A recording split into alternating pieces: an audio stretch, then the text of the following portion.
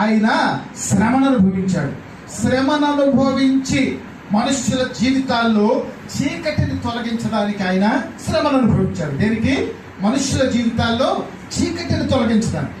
మనుష్యుల జీవితాల్లో పాపముతో పుడుతూ ఉన్నారు, పాపములో ఉన్నారు కాబట్టి వారి జీవితం చీకటిమయమైపోయింది. కాబట్టి చీకటి దేవునికి ఎప్పుడూ ఇష్టమైన విషయం కాదు. పరలోకం వెళ్తే అక్కడ సూర్యుడు ఉండడు, చంద్రుడు ఉండడు, ఏముండదు అని చెప్పి చీకటిగా ఉండదు అనుకుంటారేమో.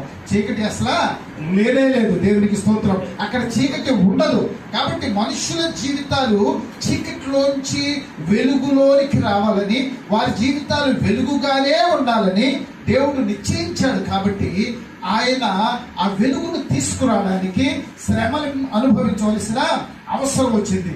చీకటిలో ఉండకూడదు అని చెప్పి ఆయన నిర్ణయించాడు. కాబట్టి మన జీవితాల్ని వెలుగులోనికి తీసుకురావడానికి ఆయన శ్రమను అనుభవించాడు. దేవునికి స్తోత్రం కలుగును గాక. హల్లెలూయా. మనల్ని వెలిగించడానికి ఆయన శ్రమ పడ్డాడు. ఎందుకంటే మనము వెలిగించబడాలంటే మనలో చీకటి తొలగించబడాలి.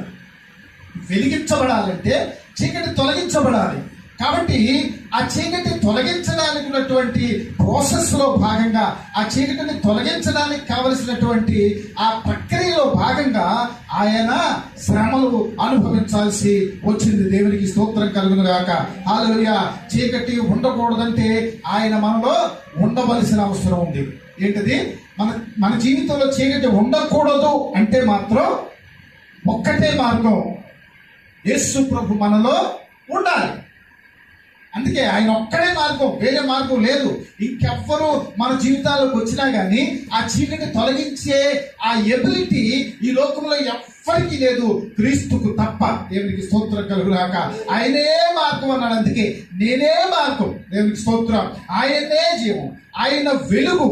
కాబట్టి ఆయన మనలో ఉంటే తప్ప మనలో ఉన్న చీకటి పోవడానికి వేరే అవకాశం లేదు. ఇంకెవ్వరి వల్ల అది సాధ్యం కాదు. ఇంకెన్ని ఏం చేసినా ఇంక నేను ఏం చెప్పక్కర్లేదు. మీ అందరికీ తెలిసి లోకంలో ఏం జరుగుతుందో. వారి జీవితాలు వెలిగించుకోవడానికి, వారి జీవితాలు వెలుగుమయం అవ్వడానికి అనేకమైనటువంటి మార్గాల్ని అన్వేషిస్తూ ఉన్నారు, ప్రయత్నాలు చేస్తూ ఉన్నారు. కానీ ఆ మార్గం మన ముందు నిలబడి ఇదిగో నేనే మార్గం అని ప్రత్యక్షంగా అన్ని రుజువు చేసి చూపించినా కానీ చాలా మంది హృదయాలు అవి గ్రహించలేకపోతూ ఉన్నాయి. దానికి కారణం బైబిల్లోనే ఉంది. ఎందుకంటే ఈ లోకనాథుడు మన కళ్ళకు అంధత్వాన్ని కలుగు చేస్తున్నాడట, మన మనసుకు అంధత్వాన్ని కలుగు చేస్తున్నాడు. నేరుగా మన ముందు నిలబడి ఇదిగో నేనే మార్గాన్ని, నేను దేవుణ్ణి, దేవుని కుమారుణ్ణి, నన్ను మీలో ఉంచుకుంటే మీరు వెలుగై ఉంటారని స్పష్టంగా తెలియజేసినా కానీ దాన్ని కూడా గ్రహించలేనటువంటి